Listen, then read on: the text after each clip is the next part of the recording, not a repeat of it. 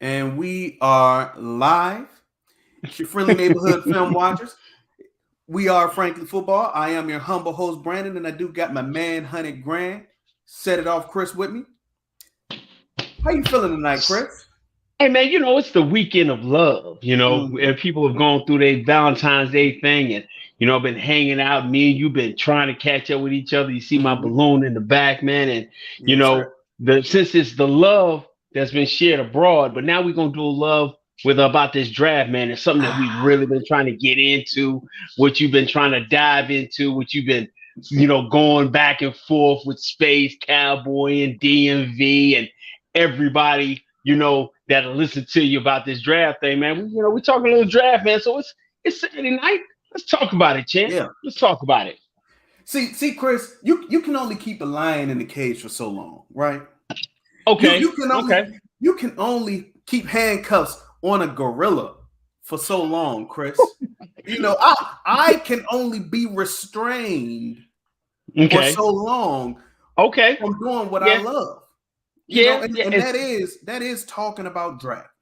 You No know? doubt. And since everybody is in draft season now, since Patrick Mahomes, no Mm-hmm. Patrick LeVar Mahomes the second, he has now graduated to my when we speak on a person's we say his full name. He's Yeah, graduated to that after his second Super Bowl win. yeah, Thank you for him. yeah, yeah. And thanks to He did him, and his job. congratulations to He the did his Kansas. job. Yeah, and congratulations to the Kansas City Chiefs. So now we're in draft season. Mm-hmm.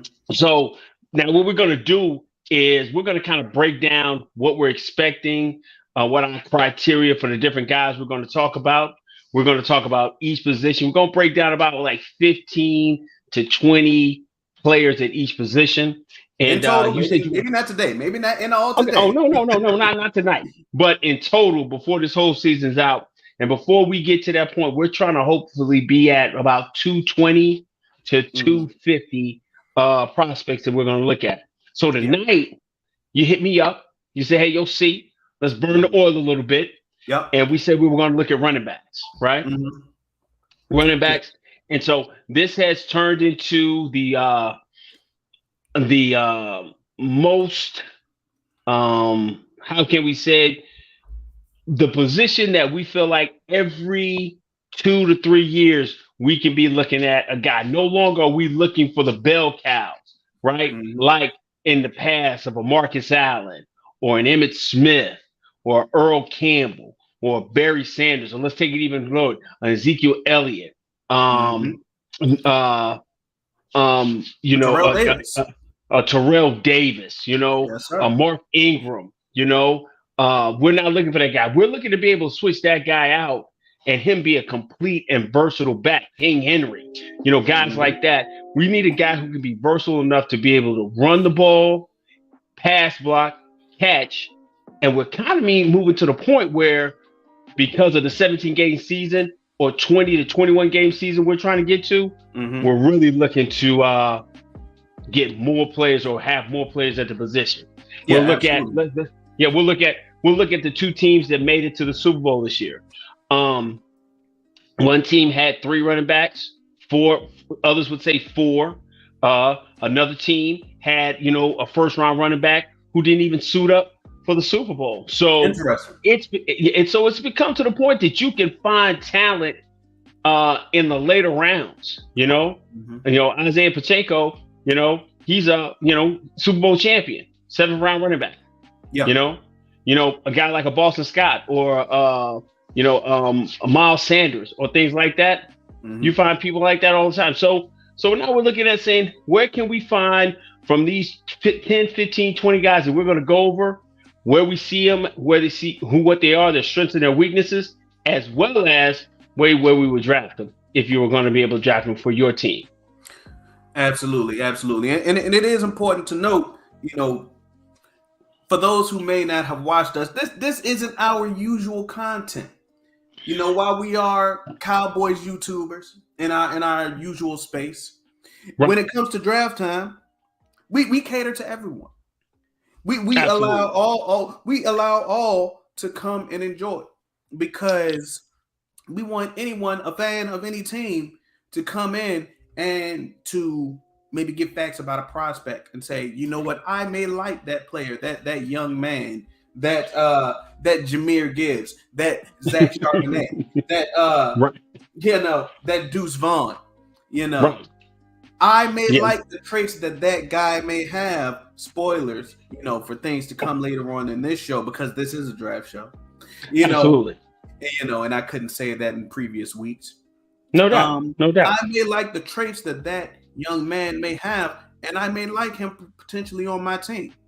As, for example, potentially a Cleveland Browns fan, potentially, a New York Giants fan, potentially a Washington, football team, Commanders, etc. fan. Football Wizards. Yeah, the Football Wizards. Absolutely. Yeah, whatever. Yeah, whatever it is. Yeah. So that's how we're going to kind of spin this thing in that instance. So, B, tell me some of the things that when you're looking at a running back, what are some of your criteria that make you say, hey, I want that guy? What are you looking at? Is it size? Is it weight? What is it? Give me one of them. Give me your lay of the land of what you're looking for with your running back. So one thing that is very important is, and we talked about this immediately before we made the mic hot, is the amount of tread left on the tires. Boom. And you may say, oh, Brandon, oh, Chris, what does that mean? That could be a combination of two things. The amount of carries that player has gotten over his 3, 4, or 5 years in college, and also his age. Definitely. Absolutely. Spot on, my friend. When you start looking at, we'll look at down the road, the number for quarterbacks is 36 games played. Mm-hmm. If they've seen 36 collegiate Division I games, he's pretty much seen every type of defense that's been thrown at him, dealt with the different ins and outs of him, and he's pretty good. When it comes to a running back, you want to have him to the point of how many carries he's had in a 10, 12 game season. So let's just take, for instance, Bijan Robinson. In his junior year, 2021, he had 195 carries over 10 games. That's so simple math, 19.5 carries a game. Yes. So that's a lot. And so when you're looking at 19 carries a game, what he looked like, and then also how many more carries can that translate into the league? So if that's 10 games, 19 carries. So now you're looking at when he goes to the NFL on a 16, 17, 21 game season, right? Mm-hmm. That's well over 300 carries. You follow me? If you're at 19, because and in 2020 he had 10 games, he had 19. So you're going to add another 10, 11 games in the NFL. You follow me? So that's going to put him well over 300, 400 carries if he was in the NFL as the bell cow. You follow me? So you got to start saying, okay, how many more carries does he have left in his career to be able to translate that to the NFL? Does that make sense? And if he's had an abundance of carries in college, that whittles down the amount of time that I think I'm going to be able to get his max potential in the NFL. Not being Cowboy related. When Ezekiel Elliott came to Dallas in his 2016 season, that was his very best season he had as a Cowboy. 1,600, almost 1,700 yards rushing. That was the best we got out of him. But you got to go back and look at how many carries did he have in college and say, okay, did we just get the last explosive part out of him? And then as he went 17, 18, he had maybe 2, 3 more years to go at that and be at that rate. And it's a little bit more pounded and more physical and things of that nature. But you kind of get an idea how many more years you got him. So if you draft a guy and he's a junior and he hasn't had a lot of wear and tear on him, I think that says how long you can be able to keep a guy. But I think, Brandon, you have a philosophy with running backs that's pretty much simple. Tell me what your philosophy on running back is. So, Chris, how important is it to really pay a guy and get to that second contract? How much do you really want to get to that second contract anyway? Okay, go ahead. It may be beneficial to a team to just go through a running back and then draft a guy every 2 to 3 years. Some would say every year anyway. Because I think, go ahead. Because if you look at the Super Bowl winners every year since 2009. Look at the base salary of the leading rusher in that team. Allow me to give those numbers. In 2022, Isaac Pacheco was making $870,000. In 2021, Cam Akers was making $890,000. 2020, Leonard Fournette, $2 million. He wasn't necessarily a young guy, still, on the cusp, but my point stands. In 2019, the Chiefs, Damian Williams. In 2018, the Patriots, Sony Michel, still on his rookie contract. In 2017, and 2016, LeGarrette Blount on a veteran contract. In 2015, the Broncos, C.J. Anderson, he was on his rookie contract. 2014, the Patriots with LeGarrette Blount. I think he was he a younger guy then? I can't recall. He turned from 2014-17. But yeah, what you're basically saying is you want to get a running back. Yes. Burn his tires to completely out, and then turn around and be recycling those guys. I think you can. I truly believe that is a smart way to do it. But I also think another thing is, good shout out to Stevie Mack from come kicking with us late at night, man. We appreciate you, man. Always checking in with us. Mm-hmm. I think the other thing you got to look at is because of the position and because of the extension of more games. Yes. If you're a team that's trying to play deep into the postseason, 17 to 20 games in a season is a lot of wear and tear on one guy at that position. Yes, it is. Because attrition will take most teams out, you have to have multiple guys. I think what the 49ers have did with the Elijah Mitchells and the Mozarts and things like that. You turn around. Guys, you're right. All 50 running backs that they're carrying on their roster. Yeah, they carry on their roster, but they continue to rotate those guys out, and those guys can come in and be effective in the running game and be able to do it, and be able to carry the ball and spread those carries out. So that's definitely, So that's a definite philosophy. So talk to me about some guys that you like, though, Chris. If you want to start at the top, the bottom, or anywhere in the middle, talk to me about a guy that you like, a pet cat of Set It Off, Chris. Well, I don't want to get to my pet cat. I don't want to get to my pet cat because my pet cat is kind of different. I've had a chance to watch him a lot. But let's talk. Well, let's go ahead and talk about a couple of the top guys. I want to talk about Jamari Gibbs, running back from Alabama. He's a junior this year coming out.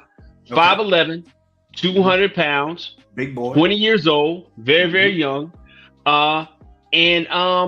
But the thing with him, by the time the season starts, though. Okay, 21 at the season side. He's played in his football career in Division I football. He's right at 24, 2 years, 12 games, and in his freshman year, he appeared in 7 games.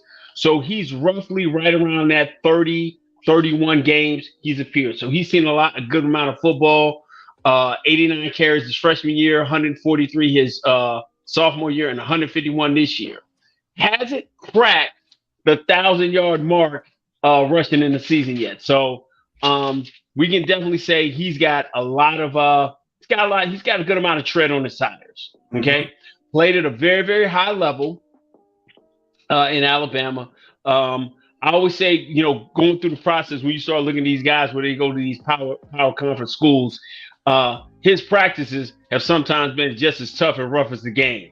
So he's ready. He's probably going to be ready to come in and be a professional early. I just like this young man a lot. I just like the pedigree he comes with. He's got a very high elusiveness rate, explosive. I think he's going to go and run well at the combine.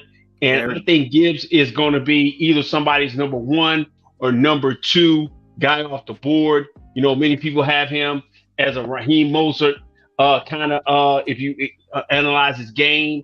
He runs back. He's like someone, he likes to hit the ball and he likes to fall forward. That's one of the things that you want with your running back. He's going to hit the hole. He's going to be in his momentum's going to push him forward, which is going to help him out in a lot of areas. He can't catch the football out of the backfield. That helps him become what Brandon says, a complete back.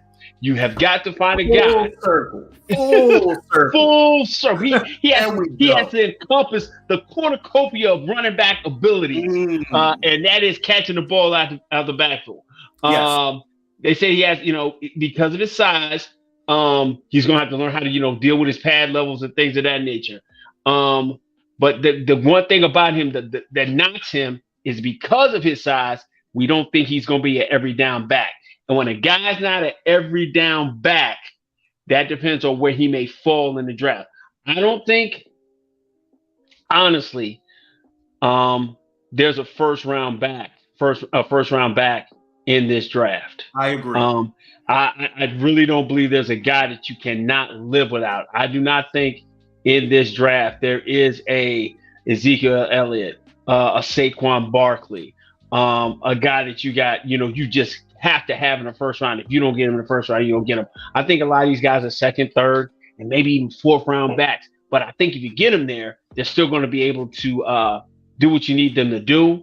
You're going to be able to get the most out of them. And I think they're going to be an asset to the football team. But, and the last thing about, about Gibbs, he kind of loose with the football. Had a little bit of fumbling problems during the season, but I think that could be coached up. Getting bigger, stronger, faster, and better coaching, which is hard to say, but it's still the college level, better coaching. I think that'll help him out a lot. So that's what I think about Mr. Gibbs. Yeah, absolutely. I 100% agree. I think that Alabama running backs, you gotta love them. You gotta love Alabama running. And the thing about Jahmyr Gibbs, he was just as much of a threat catching the ball in the screen games, out of the flats, in the curls, as he was going in B gaps and C gaps. Right. When I was watching his film, I would have loved to see him, and this may have been a thing with his height. He right. is kind of a taller guy. I would have loved to see him like lower the pads and get low. Yeah. Right. Edge rushers, linebackers, etc. I was looking for those moments, but they were kind of few and far in between. That may be because of his size. Everybody can't be Derrick Henry. But when it came to, stiff arming a guy, getting shifty on a guy. Getting twitchy. Twitchy. Absolutely. Getting twitchy and all. Right. Getting elusive with the defender. He had that ability competently and often. So he is my running back one. I will say that before our top 10 list comes out, because this is not our running back top 10. We are just talking with you, our constituents. Got you. So I think that when it comes to Jahmyr Gibbs, the totality of his game, anyone that is guarding him had better be familiar with it, because if the ball is in his radius and he has the ability to catch it, 9 times out of 10 it is going to be catchable, because I think he only dropped like 6 passes this year.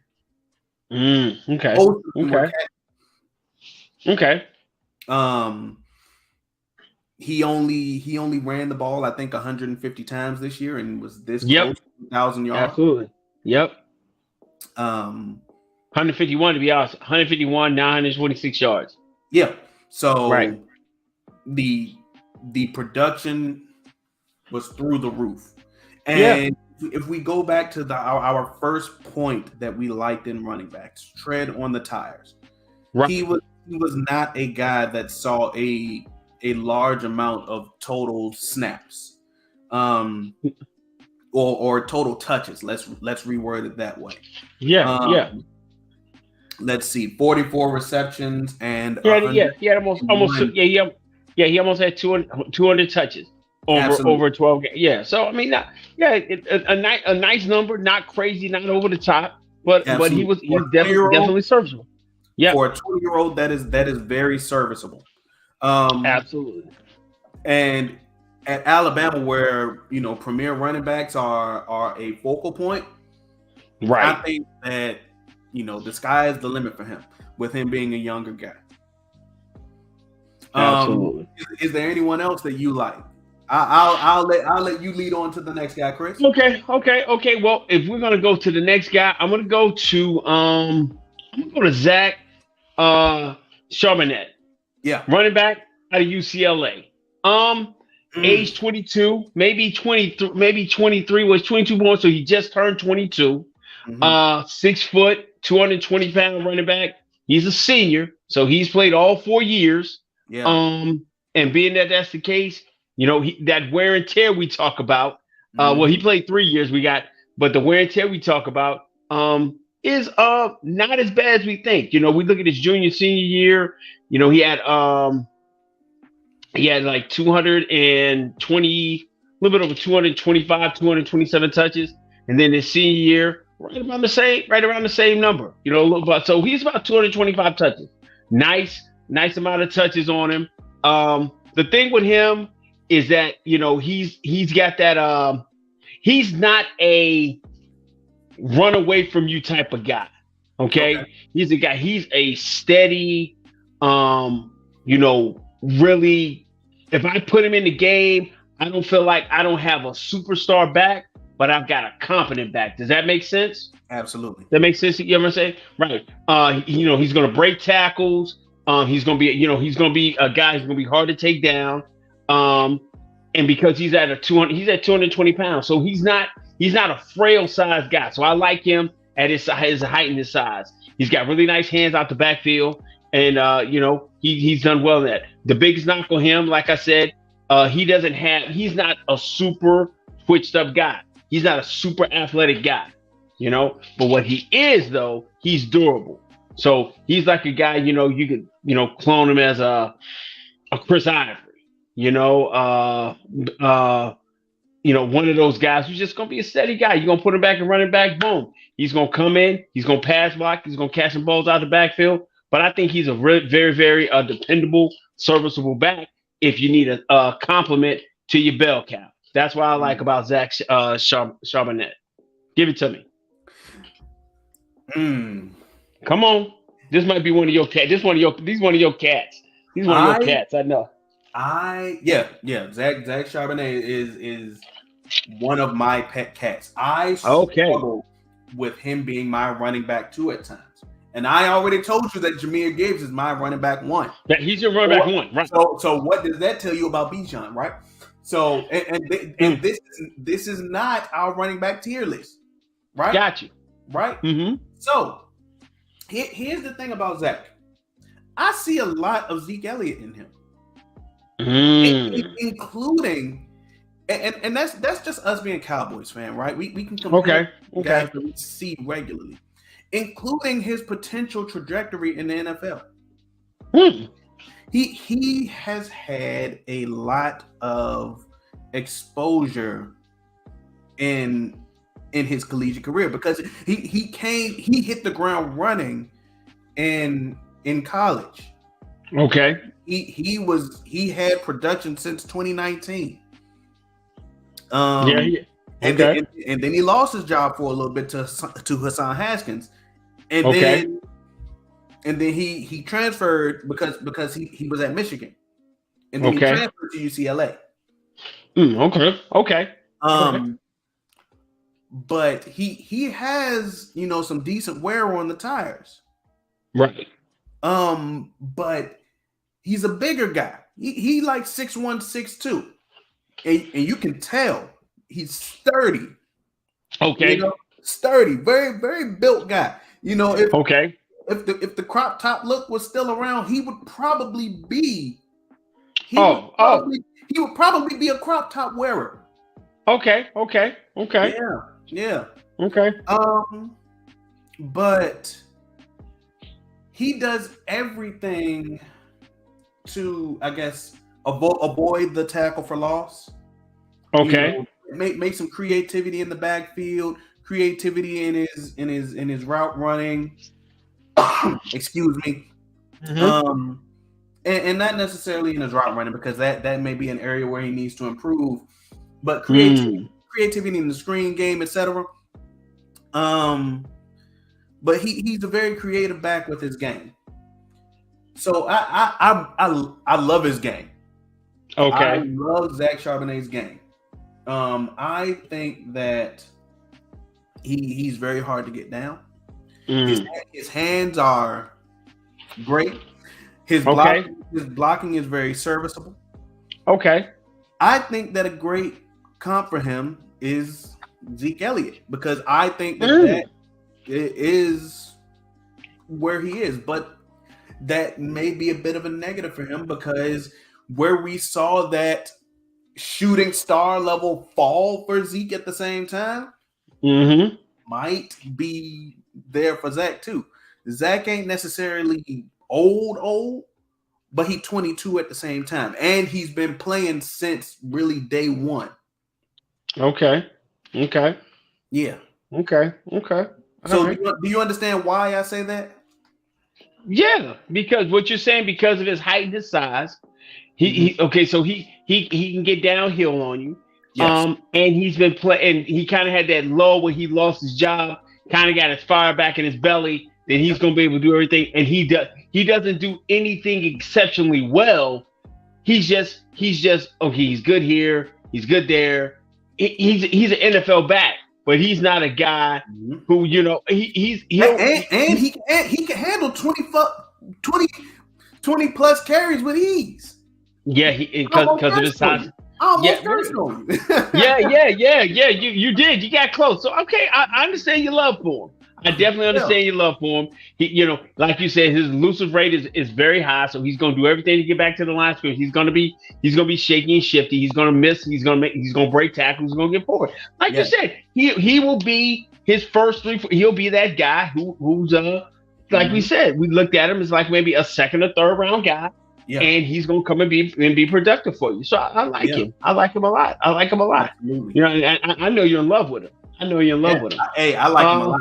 I wouldn't pay him. I wouldn't pay him the second time. Right. None of these guys you trying to pay no second contract. You understand that? You ain't trying to pay nobody no second contract. So we're talking about guys across the board. Let me talk about one of your guys who you I'm gonna let you run the ball. I'm gonna let you carry this one. Tyjae Spears. Oh yeah, man. I like Tyjae from Tulane a lot. Tyjae Spears, running back for Tulane. This is a guy that I didn't actually look at him until yesterday. I actually didn't look at Tyjae Spears until yesterday, Chris. Okay. All right. Tyjae Spears, running back from Tulane. I think that he is one of those guys. He won't be drafted until probably late day 2 or day 3. Okay. Now here's the thing about him. Tyjae is going to be probably not a featured back, but if you put him in a situation like Kansas City or excuse me, like Philly or what's another Chicago? Yeah, like Chicago, where you give up the carries between multiple backs, right? And you let him use his size, agility, and his excellent vision.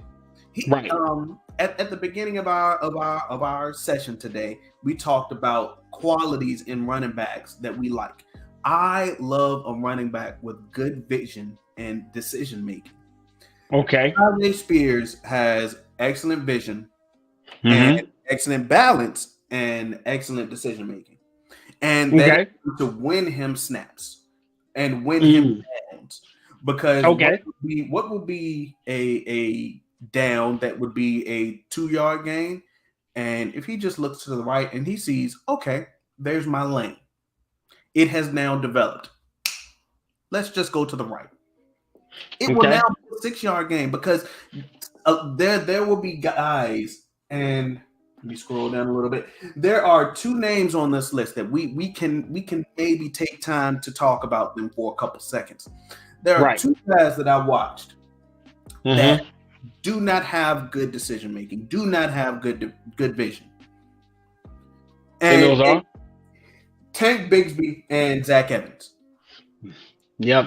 We were gonna talk about him a little bit, those guys a little bit down the road. Some guys who just put the blinders on and they just look Yes. wherever their head is looking. Right. And Stephen Mack said it. Tajay absolutely destroyed at the Senior Bowl. That is actually what piqued my interest on him. I put him on my list on my iPad. Gotcha. And it's something that will just put your name a couple ticks up, couple picks up, couple ranks up, maybe even a whole round up on some team's draft board. Okay. And that decision making, all that is, it's a will to win. It's a spirit of competitiveness, right? Okay. He may not even be the largest back. He's only like 5'10". Yeah, he's 5'11", 5'11", one. Yeah. So he's not super big, but we're gonna talk about it. Yeah. And his build isn't even crazy, but his competitiveness and his will to win, coupled with all of this up here, right, is what wins him snaps. Gotcha. Okay. So I think you like him.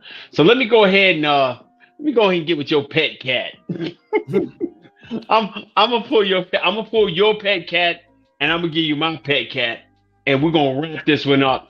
And just for everybody that's rocking with us, man, we're gonna be putting out a lot more guys, but we want to kind of keep our time we talk about these guys just randomly because we got a lot of time to go through this. And we're talking about this is the middle of February, and I think what me and B have been really talking about is that every other day or a couple of days, hey, we're gonna break a couple more of these guys down, put it out.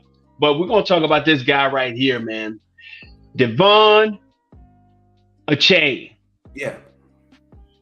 De'Von Achane, 5'9", 185 out of Texas A&M.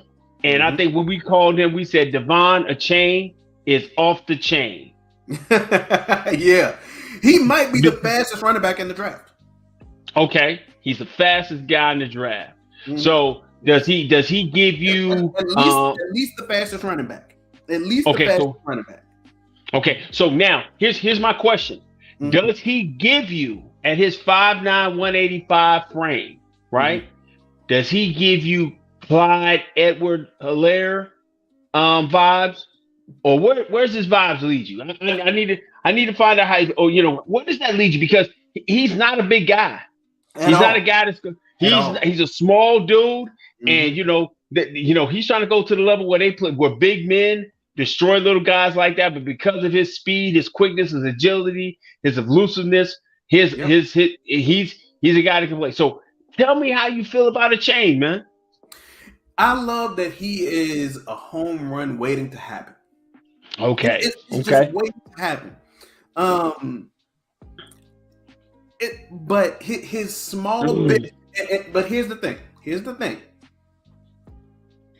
I would love to have him day 2, but I need that bulk, that girth, that mass, right? I need it. Okay. Right now he's CJ Spiller. Get him to Darren Sproles, Oh. Get him to Darren Sproles. Because CJ Spiller was also a home run waiting to happen, but CJ Spiller didn't have that violence, that utter chaos that Darren Sproles had. Yeah, But Sproles played a long time, man. I mean, Darren played many years. Darren was a weapon online, especially when he was in New Orleans. He was always a weapon. He was a guy that made plays. Absolutely. But I say that even though I love his game, because his level of speed is ridiculous. You get it. You give him the ball, and then he just takes it to the outside, or he finds a little seam, a little crevice, a little crack in the line or in the B gap or something, and he's gone. He's a blur. I love it. I love his game. He's one of those. He's going to be one of these guys in preparation for the combine that is just going to blow the lights off of the stadium. Yeah, I mean he's gonna be great. He's gonna be great at that. So if we're Mhm. saying he's C.J. Speller, we say he's Darren Sproles, then he is not in our radar a complete bat because he's No, a he's liability. not. Yeah. He's not. So if we bring him on the field, people already know we passing, it's a screen or it's a Mhm. draw, Yeah. right? We're gonna Yeah. split him out wide because if I see him come off the field because he's so porous in the pass game, I already got to know I'm either going a jet, a draw, or I'm splitting him out wide to get him out in space and get somebody. But if I get him out in space, yeah, he's a nightmare. Absolutely.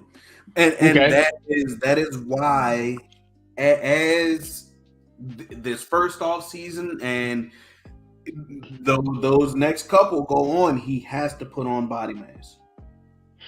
But at Okay. the same Okay. time, not lose that burst that makes him so special. Yeah, but see, that's what I'm saying. So if he puts on body mass, that's fine. He can't lose. He can't lose burst because it's not like he's a grinded out type of guy. He gonna get cut in the hole, and he's not gonna have anything to push nobody to push the pile. So Yes. I understand you love him because he's fast and he's a home run hitter. But I can understand where you go with that.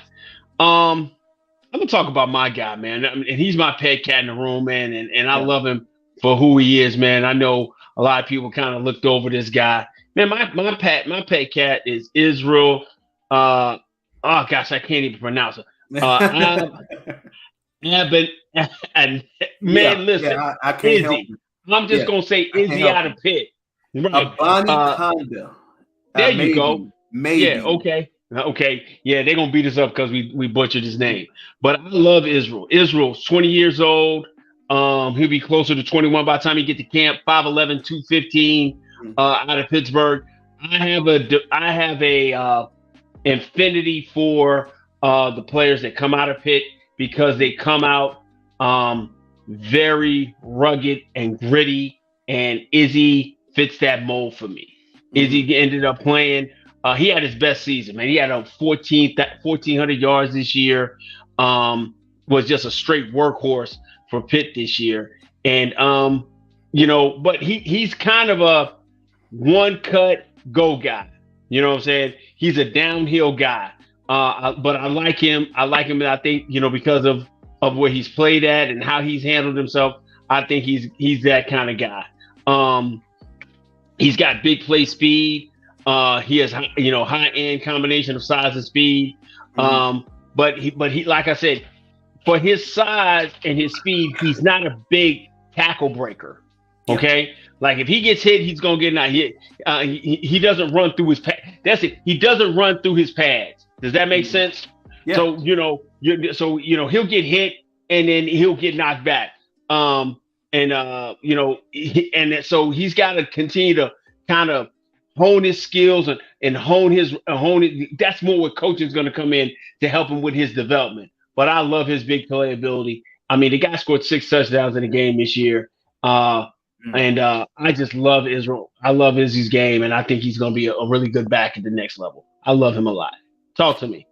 Yeah, I think that his what is the way to word it? His ability to, like you said, run through the pads. His to, I guess, run through a brick wall for a coach is something that can be coached up. Because in a matter of speaking, maybe some of that is rooted in fear. Maybe some of that is rooted in fear. He pulls up at the last second, what have you. We will never know. Yeah. Us on the sideline, us on the internet will never know. Yeah. And that's something that can be coached up because he's not a small guy. He's almost 6 feet. He's over 200 pounds. Right. So the size, the measurables are there. One thing that I noticed, he's a very raw runner. Raw runner. So if you rein it in, if you refine it a little bit, right. I do see a lot of coachable aspects there. But like you said, 6 touchdowns in the game, there is something there. There's definitely something there. Yeah, definitely something there. I think with the projection they have on him, I think he'll come in with that, that inevitable, the chip on the shoulder, and I think you'll be able to get a little bit more out of him at the next level. Yeah, Absolutely, and he avoids contact excellently. yeah, He had almost 800 yards before contact, right, which was right. second most in the Power Five. So Gotcha. I think that he can avoid contact excellently, but Mm-hmm. his ability to flow through it is something that he Right. has to work on. Gotcha. And if like you said, like if he can rein in his wildness, he's like a bull that just has to be broken, you know. Okay. Okay. Or maybe just not broken, but just coached up. Just get a little Absolutely, bit more coached, a absolutely. little bit more refined. We're using the animal analogy, but yes, coached up. Yeah. Yeah, Gotta absolutely. get coached up. Got you. Mhm. Yeah. So that's I like him. We talked about a guy a little bit earlier. When me and you were just pre-gaming, talking to. Hey man, give me your analysis on Deuce Vaughn, man. Kansas State running back, 5'6", 176. Another itty bitty guy. If anybody's listening to us and kicking it with us, Brandon loves the underdogs. Okay, Brandon loves the guys who've been counted out, kind of pushed to the side, guys that aren't the first. They don't win the off the bus Olympics. They don't. But when they get on the field, they do work. Talk to me about Deuce Vaughn, man. Talk to me about Deuce. Deuce Vaughn might be the smartest running back in this draft. So the Might be fastest the is smartest running back so in this. so the fastest is a chain, and Vaughn is the smartest. Break that down for me, buddy. All up here. Okay. So for those that know us for our Cowboys content, Chris Vaughn, former Cowboy. Yep. Deuce Vaughn has the privilege of being the son of a player, and now Chris is on the coaching side as well. I believe he coaches for I don't know who Chris he's in the front office side for some team now. Okay. I can look that up while I'm talking, but Deuce has and he still works for Dallas. He's a scout for Dallas. Okay. But all right. Deuce has the patience to just take an extra step to allow his lanes develop, and the vision to just watch it adjust before stepping and going through it. He also has the natural athleticism to juke past would-be tacklers. Yeah. I think that the only thing that's holding him back is his small size. He's what, 5'5"? I mean, Stevie said he's like 5'8", man. They got him listed as being 5'6". Yeah, but man, he is wildly productive, man. Absolutely. Small as he may be, man. I mean, this dude had 2 years back to back in the Big 12 and over 1,400 yards. 2 years of that. So small as he might be, man, he finds ways to get yards, and he's running inside outside. Yeah, and he's got a lot of touches at Kansas State, a lot. So there's something there. There's a football player in there. So the question goes back to again, but he's not a big yards after contact guy. No, at all. Like when you hit him, he's also not a big guy. He's not a big guy, right? But yeah. So the thing about it is that I think he's a scheme type guy. Doesn't have a high elusive rate. Not a big guy, punishing guy after contact. You just got to get him in a system where he can run the football off play action, draws, get him in space, and just be a matchup nightmare. Absolutely. But when he got the ball in the game, you can't go one-on-one with a linebacker or something like that. No. You got to get him into space and just hope for the best. Yeah. He's not your 3rd and 1 back. But maybe first down, maybe a draw here and there, maybe a screen. But man, he is wildly productive. Absolutely. Yeah. And that is because of how they schemed him open in his collegiate career. Absolutely. Short yardage situations won't be his friend. stacked boxes won't be his friend, but yeah, Right, man. right. Okay, so we've danced around everybody. Yeah, Now I got to okay. So we're saying we said your number one your number okay. So your number one back was Gibbs from Alabama, correct? absolutely. Okay. Chabanet was your number two back. I'm struggling with the idea. Okay, okay, fight back. I'm Okay, fighting with the right, idea. right. A chain is the fastest back, right? Mhm. Uh, a chain is the fastest back. We're gonna say that Spears is good. We like a lot about Deuce Vaughn. I love Israel. Man, let's go ahead and deal with to me. Now we're gonna fight about who your number one back is. And listen, Mhm. man, the number one back on this board, man. And if he's sitting there late in the first round or high in the second round, whoever gets this guy is going to get your 5-year starter, man. I want to talk about Bijan Robinson, man. There we Let's go. talk about it. Break it down for me, Chris. You go first. Listen, man, Bijan Robinson is the prototypical, man, elusive every down back, man, you look for to put inside your system, man. The guy's elusive rate is off the chain. His yards after contact are incredible. He has been a absolute workhorse. He had 1,575 yards rushing this year, man. Not a big guy in the pass game, which I think can be developed because of he is, but his feet are amazing. He's not getting touched, man. But even after he's getting touched, man, he's got a forward lean, man. That is amazing. I love everything about him. Listen, man, he's been compared to a dude that we don't give a lot of respect in these streets for his career, man. But they're calling him Edgerrin James, and Edgerrin James was a monster. Edgerrin James came out of the U after all those great running backs came after Frank Gore decided to get hurt. So it'd be like Frank Gore would be the starter, he get hurt, and then we find out about Willis McGahee. And then Frank Gore come back and get hurt, and then we'll find out about daggum Clinton Portis. But Frank Gore was end up being that guy.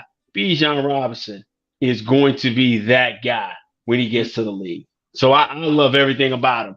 I don't like the fact of the matter that you might have to take him in the first round because he's going to go high in the second if he's sitting there on the board. I think you're going to have to give up a king's ransom to be there day two to get him because of the value of what you think of a running back. But I think you can bring Bijan Robinson into your clubhouse, and dude, he's gonna revolutionize your running game because he's that guy. Talk to me. So obviously, this is where we disagree. Okay. In some aspects. Okay.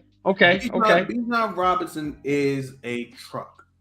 I think that Edgerrin James, Frank Gore to an extent, a lot of these bruisers, Mack trucks, Punisher running backs are great comps. I just wish that he was more involved in the passing game. I'm not sure if guys that just don't have that, I'm just not sure if it can be coached up. If a guy just doesn't have it, Okay. So before you go any further, so do you think the offense where he was at was not to the point of making it conducive for him to be in the run game? Maybe. Or did listen, man, he played at Texas where they had some weapons there at Texas on the outside. So I can understand. I don't think we have a tight end that's going high or been prospected high as a tight end there. So, maybe the passing game wasn't in the mindset of getting him the ball outside in space. But the thing about it is that when he does get the ball, his feet are incredible, man. Yeah. And so I can think that may be something with you get him into the pro level, him getting the ball in space may be something that's untapped. What you think? I can see where you're going with that. If you get him in the system and he's exposed to it more, maybe he'll see more success. I can absolutely believe that happening. Or it could be more of the same since he hasn't been exposed to it that often. Maybe he just doesn't know how to react. Okay. The guys who have been exposed to it, we know whether they can or cannot succeed. You know, Okay. Yeah. like Gibbs comes natural. You know, Okay. Okay. Charbonnet comes natural. Okay. Okay. So that just kind of is what it is. Yeah, You know, I give you that. Yeah. you still have to see if Bijan Robinson can, you know, go out there and catch the And ball like become those guys. Like right. I think throughout his entire collegiate career, he doesn't have as many receptions as Gibbs in one of his in his most recent year. No, he But doesn't. that's not necessarily a knock against him. That's just Robinson's scheme in his career. You know, that just is what it is. Got you. I feel you. I feel what you're saying. Yeah, I think he's under 60. Go ahead. But you give him the ball and you just tell him go. He's a missile. Because I'm not gonna talk bad about him this whole time. I have to talk about what he does good. You give him the ball, he's a missile. But he also you know, had that ball in his gut 250 times, almost 260 times. That deals with just this year alone. So that puts a big knock on our biggest criteria, wear and tear on the tires. You're absolutely right. He did tote the ball a ton, and he was almost at 200 last year. So you're right. But I think, you know, and I believe that in the NFL, bigger, stronger, faster, off-season peanut butter, things of that nature, and being coached up.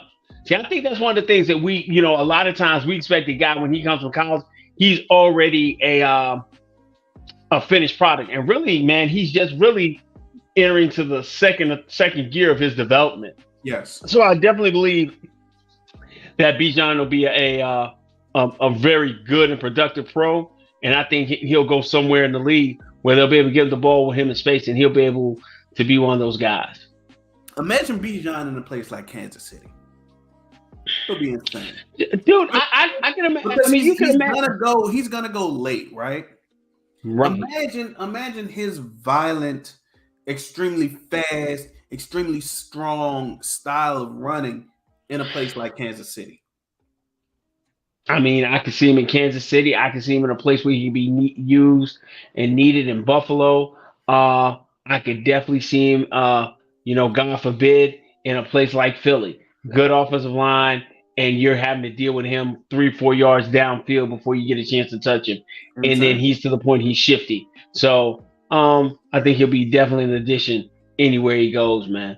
Yeah. But man, we've been out here, man, knocking these running backs down, man. And there are so many more that we're going to check off the list, man. So listen, anybody but CD Mac and anybody else, man, that's kicked it with us this long, especially on a Saturday night, man. Man, we thank you, man. We salute you, man. We appreciate you rocking with us, man. But what we want you to be able to do, since you've been here this long with us, man, hit the like button, all right? Get us in the algorithm, bro. Go ahead and share it with your friends and family. Share it with your enemies, man. Go ahead and let them know that there's two guys talking football late at night, talking about draft, and we're just covering it across the board, man. But more than anything you've already done, man, leave a comment at the bottom so we can kick it with y'all and kind of interact with y'all back and forth, man.